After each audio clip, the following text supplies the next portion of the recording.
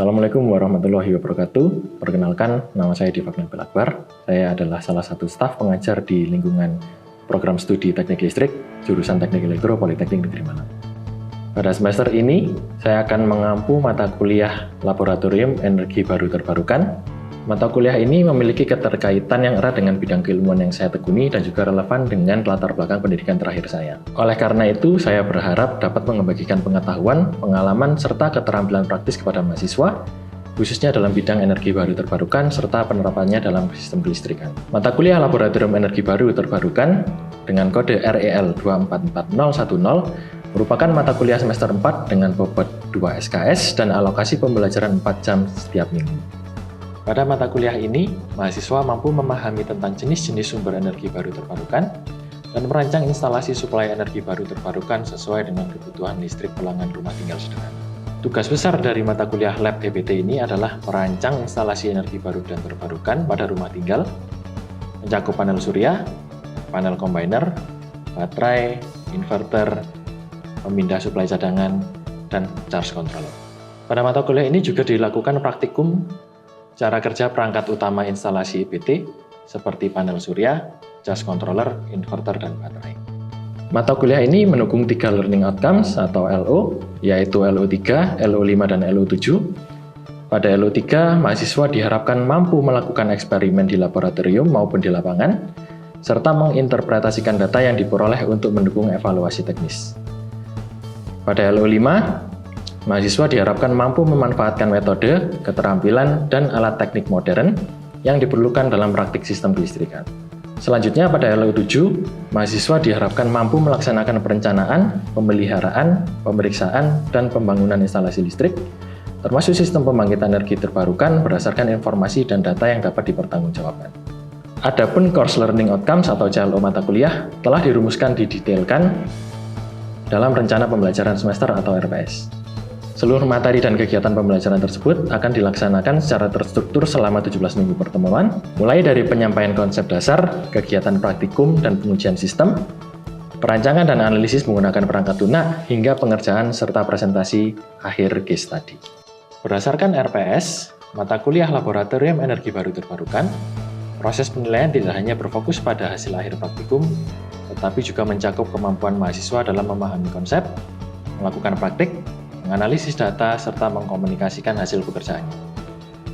Secara umum, terdapat 5 kriteria utama menjadi dasar penilaian, yaitu yang pertama, penguasaan konsep PLTS dan EBT, yang kedua, keterampilan praktikum dan penggunaan alat, ketiga, analisis serta ketepatan perhitungan berdasarkan data pengukuran, keempat, kemampuan merancang sistem PLTS beserta justifikasi teknisnya, dan yang kelima, kualitas laporan, presentasi, dan komunikasi teknis. Semoga mata kuliah ini mahasiswa mampu memperoleh pengetahuan dan keterampilan yang bermanfaat, serta mampu menerapkannya dalam perencanaan, pengoperasian, dan pemeliharaan sistem energi baru terbarukan secara tepat, aman, dan profesional. Selamat mengikuti mata kuliah Laboratorium Energi Baru Terbarukan. Wassalamualaikum warahmatullahi wabarakatuh. Bertemu lagi bersama saya di semester 4, ya. Ini kelas D32A ya. Jadi semester ini saya mengampu Laboratorium Energi Baru Terbarukan di kelas D32A. Jadi sebelum kita masuk ke materi, ya, jadi akan saya jelaskan terlebih dahulu terkait dengan apa saja yang akan disampaikan ya di semester ini. Ya.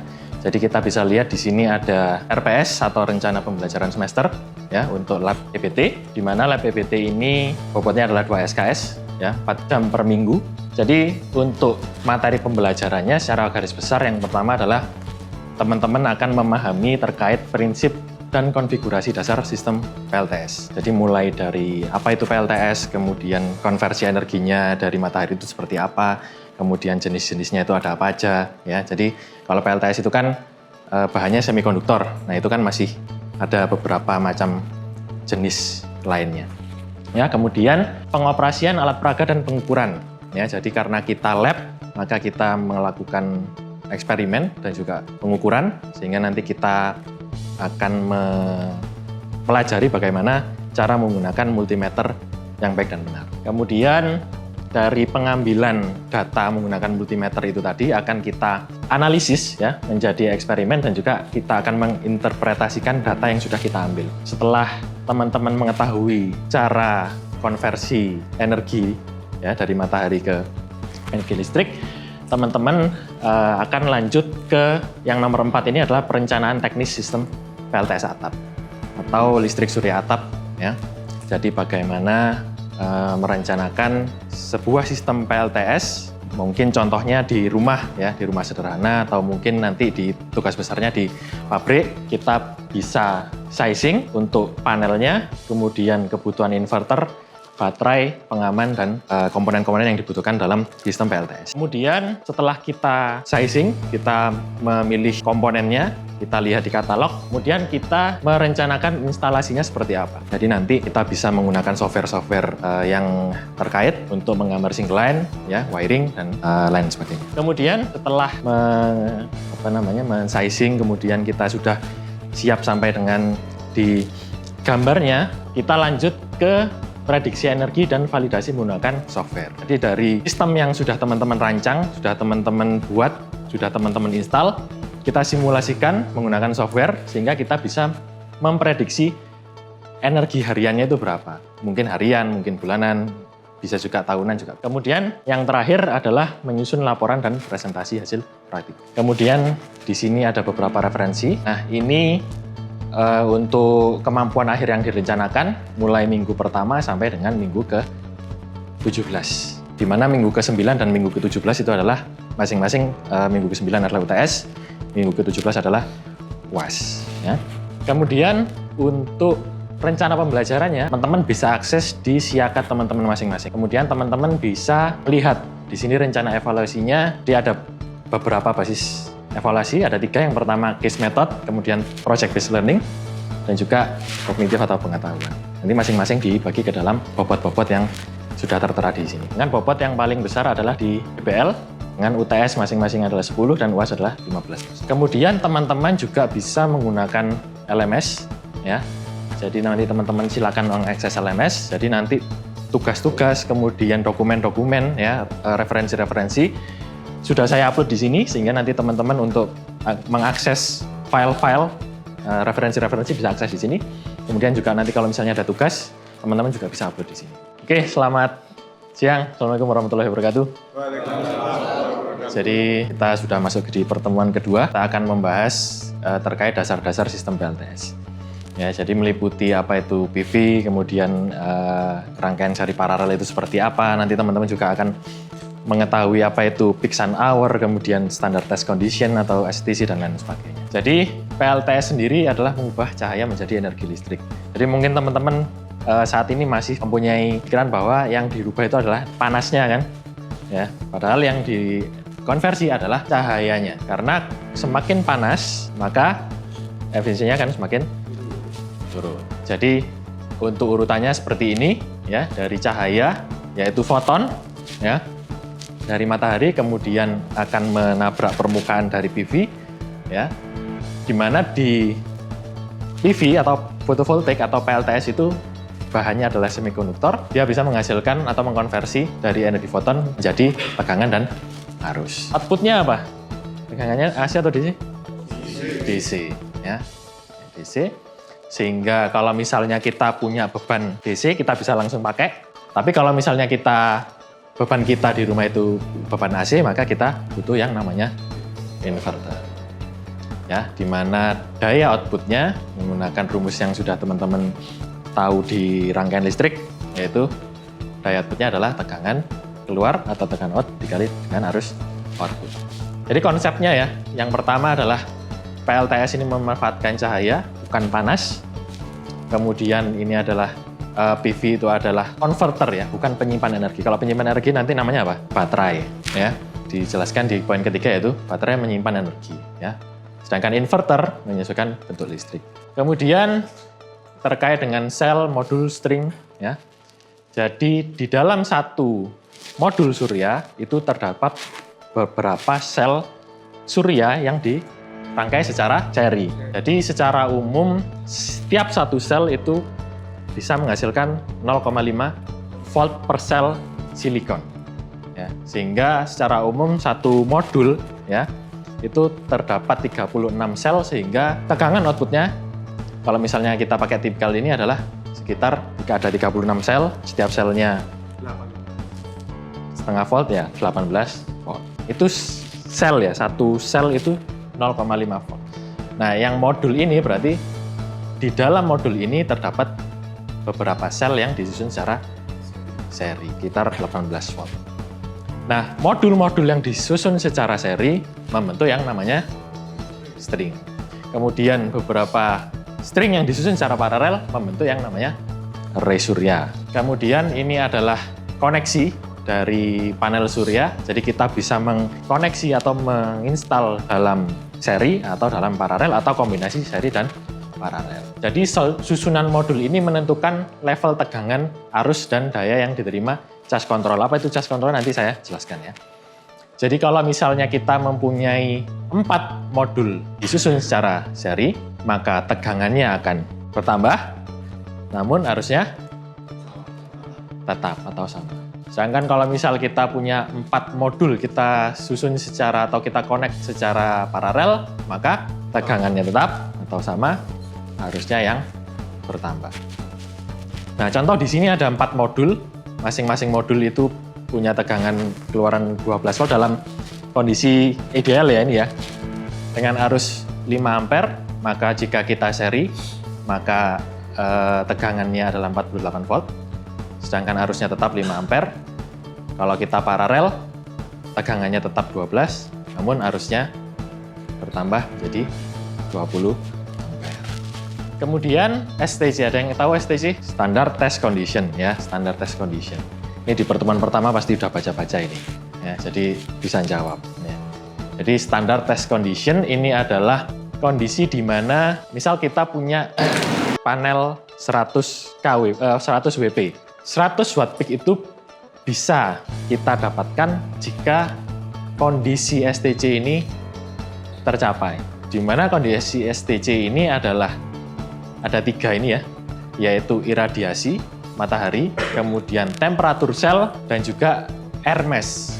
Sebelum saya lanjut ya, ada yang tahu nggak watt peak ini apa? Kenapa kok satuannya ada peak-nya? Apa?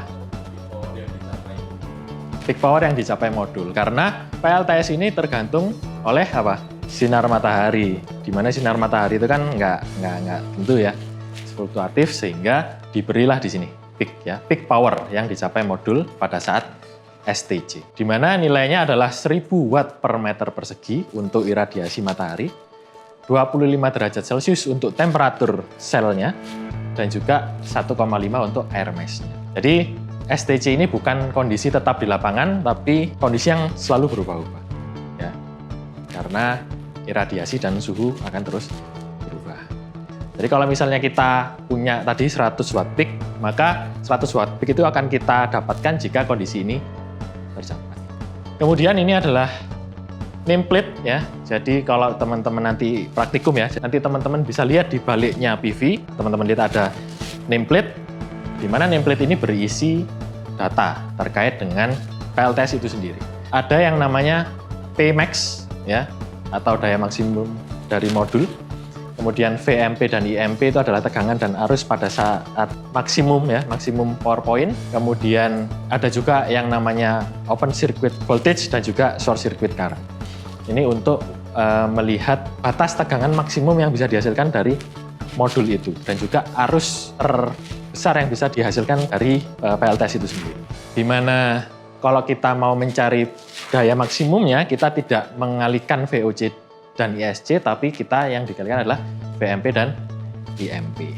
Jadi kalau praktikum nanti kita misal mencari VOC dan ISC, itu untuk menguji karakteristik dari PV itu sendiri, bukan untuk mencari daya maksimumnya. Kemudian Pout sebenarnya sama dengan Pmax, cuman data yang diambil itu pada saat apa. Ya, dan juga di sini ada yang namanya fill factor. Pout ya.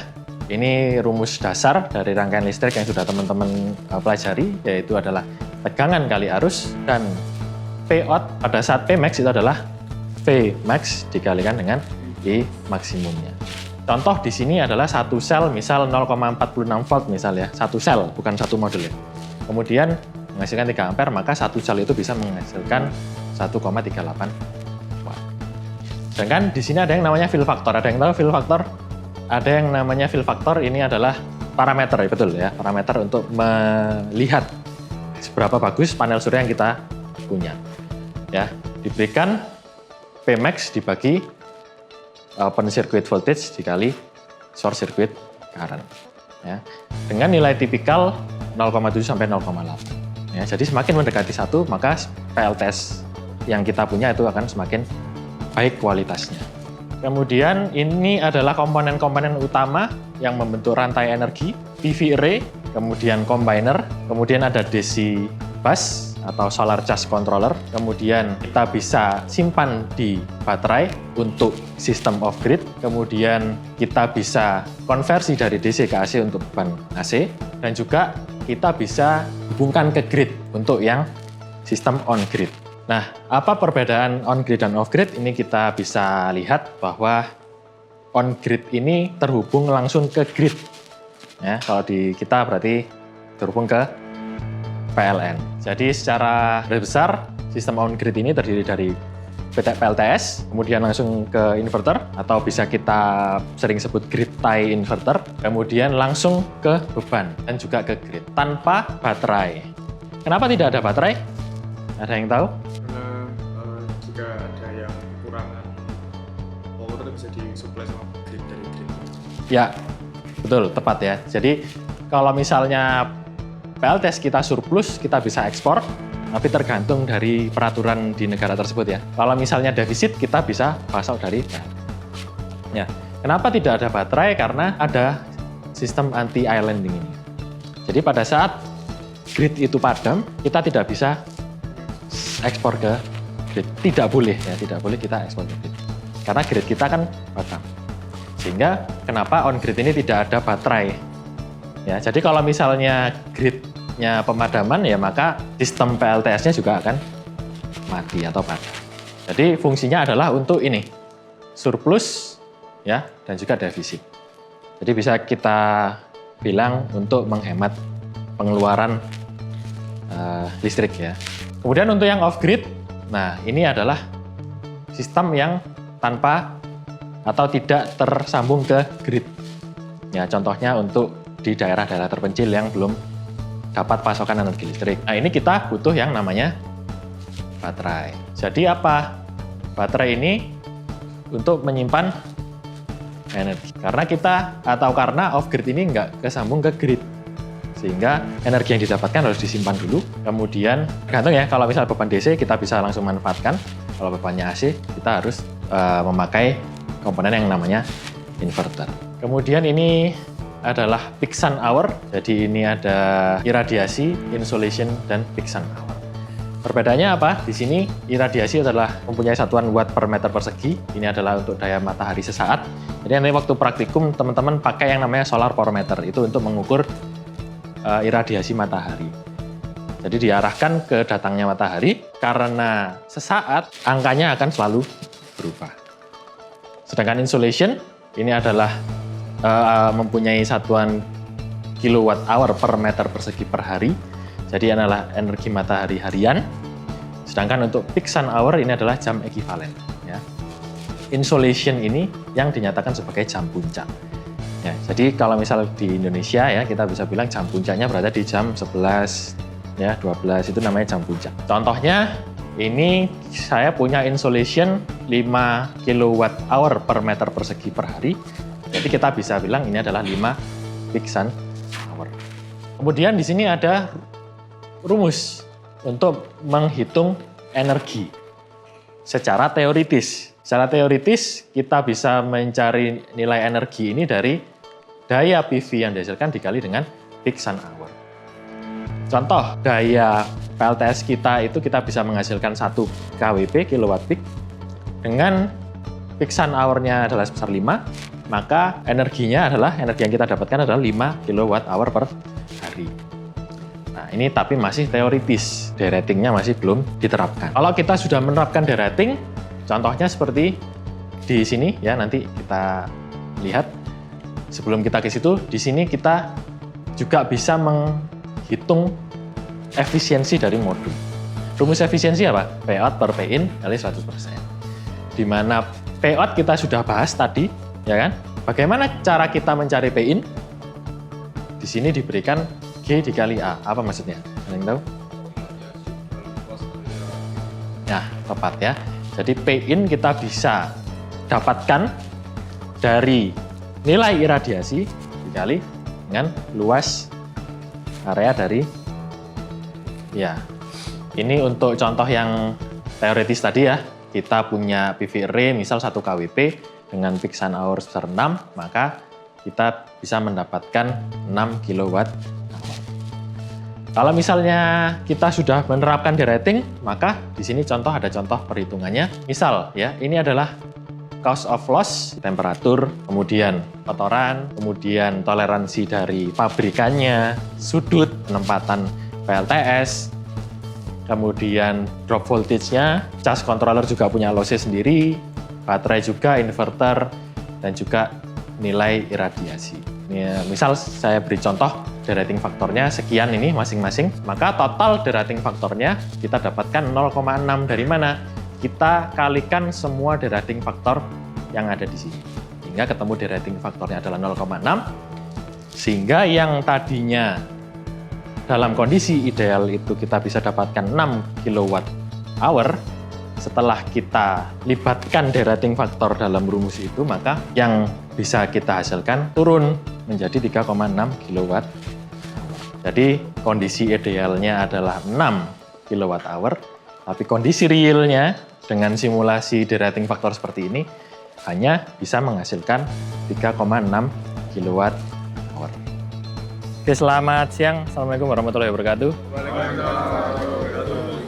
Sekarang sudah masuk ke minggu ketiga ya. Kita akan mempelajari bagaimana cara menggunakan multimeter. Kemudian ini adalah solar power meter. Dan juga ini adalah thermogun. Jadi masing-masing untuk multimeter ini untuk mengukur tegangan dan arus. Solar power meter untuk mengukur iradiasi. Dan juga thermogun untuk melihat temperatur dari panel surya yang ada di depan teman-teman. Untuk cara pemakaiannya, di sini ada mode AC dan DC, sehingga pada saat kita gunakan, maka yang kita pakai adalah mode DC ya, karena output dari panel surya adalah DC. Nanti di sini ada 2 probe, silakan dipasang di 2 ini ya. Kemudian untuk solar power meter, silakan teman-teman tinggal tekan tombol power di sini. Dia akan otomatis nyala, dan silakan arahkan ke datangnya cahaya matahari. Sedangkan untuk thermogun, ini tekan tombol yang warna hijau, dan arahkan ke permukaan panel surya. Jadi untuk praktikum hari ini, kita mengambil data terkait open circuit voltage dan juga short circuit current. Ada yang ditanyakan? Jadi kalau tidak ada yang ditanyakan, kita bisa langsung ngambil data. Oke, jadi untuk penggunaan multimeter ini karena outputnya DC, sehingga kita arahkan ke tegangan DC. Untuk mengukur open circuit voltage, maka kita arahkan probe ini ke terminal yang ada di panel surya. Ya. Di sini teman-teman bisa lihat, ini adalah terminal negatif, ya. Sedangkan yang ini adalah terminal untuk positif. Ya.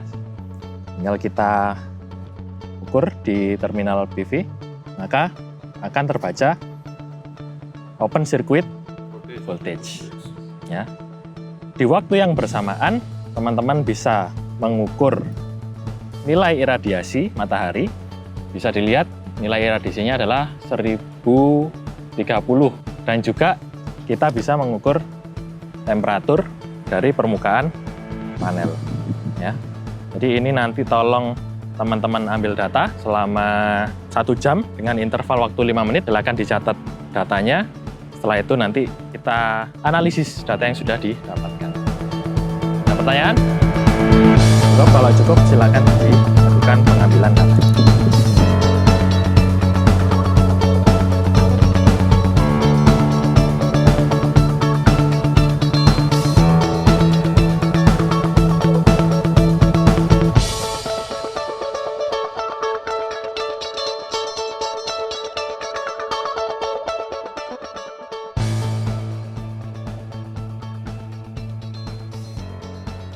Oke, selamat siang. Assalamualaikum warahmatullahi wabarakatuh. Kita sekarang sudah di pertemuan ke-9, ya, sehingga saya akan melakukan asesmen. Nanti bergantian ya, kelompok menjelaskan hasil praktikum yang sudah kita laksanakan di minggu-minggu sebelumnya. Nah, di sini ada kelompok pertama, ketuanya Raffiata. Silakan dijelaskan hasil praktikumnya. Assalamualaikum warahmatullahi wabarakatuh. Waalaikumsalam. Jadi kami dari kelompok 1 mau mempresentasikan hasil dari penelitian kami kemarin. Jadi metodenya itu kami melakukan praktikum di depan gedung AG pada tanggal 23 Juli. Kami menggunakan satu solar PV dan untuk alat ukurnya kami menggunakan ampere meter, voltmeter, termometer, 2 MC4 konektor dan 1 busur. Untuk prosedur percobaannya kami melakukan 4 prosedur. Yang pertama adalah kemiringan pada 0 derajat, 15 derajat, 30 derajat, dan 45 derajat. Template dari modul solar PV yang kami gunakan dari sebagai berikut. Pada standar test condition, maksimum power 20 W, maksimum voltage 17,2 volt, maksimum current 1,16 ampere, open circuit voltage 21,16 volt, short circuit current 1,24 ampere. Dengan catatan dioperasikan pada standar test condition, yaitu iradian 1000 watt per meter persegi dan suhu 25 derajat. Setelah kami lakukan praktikum, data dari praktikum kami cantumkan di tabel pertama ini dengan percobaan pertama, yaitu sudut 0 derajat di jam 11.37 untuk di short circuit kita mendapatkan 1,72 mA dan tegangan open circuit 18,41 voltage pada suhu 29,3 derajat. Pengambilan data dilakukan pada keadaan mendung. Power yang dihasilkan dari PV dan menggunakan rumus ISC kali VOC adalah 0,031 watt. Lalu pengambilan data yang kedua dilakukan pada interval 1 menit selanjutnya dengan ISC 1,75 dan VOC 18,64 pada suhu 31 derajat dalam keadaan mendung juga. Power yang dihasilkan adalah 0,032 watt dan data terakhir dengan interval yang sama didapatkan ISC 1,75 mA dan VOC 18,74 voltage dengan suhu yang hampir mirip dengan data yang sebelumnya, yaitu 31,1 derajat. Untuk power yang dihasilkan adalah 0,032 watt. Lalu beralih ke pengambilan data selanjutnya pada sudut 15 derajat di jam 11.40, ISC yang didapatkan adalah 1,75 dan VOC 18,78 dengan suhu 32,4 derajat dalam keadaan cuaca yang sama, yaitu mendung. Power yang dihasilkan adalah 0,032 watt. Lalu di interval selanjutnya ISC yang didapatkan adalah 1,76, tegangan open circuit 18,97 dengan suhu 32,6 derajat dalam keadaan cuaca yang sama, yaitu mendung. Power yang dihasilkan adalah 0,033 watt, kurang lebih sama. Lalu beralih ke percobaan ketiga, yaitu sudut 30 derajat pada jam 11.44. ISC yang didapatkan adalah 1,79 mA, tegangan open circuit 19,02 volt dalam suhu 33,7 derajat. Lalu ke percobaan keempat dengan sudut 45 derajat, data yang diambil pada 11.50 menunjukkan bahwa saat ISC 1,74 mA, VOC 18,99 volt. Kesimpulannya adalah karakter dari PV modul sangat ditentukan dan sangat bergantung pada intensitas cahaya pada permukaan sel. Oleh karena itu semakin banyak atau semakin tinggi intensitas cahaya, maka tegangan dan arus yang dihasilkan akan lebih besar. Analisisnya sudah oke, namun ada koreksi sedikit ya. Jadi kalau kita lihat di tabel tadi, karena kita mengukur open circuit voltage dan short circuit current, maka kita tidak bisa mengkalikannya atau menganggap ini sebagai daya output. Jadi cukup sampai kita mengambil data short circuit current dan juga open circuit voltage. Jadi nanti kita analisis dengan suhu dan iradiasi juga, ya. Oke, cukup. Mungkin bisa ganti ke kelompok selanjutnya.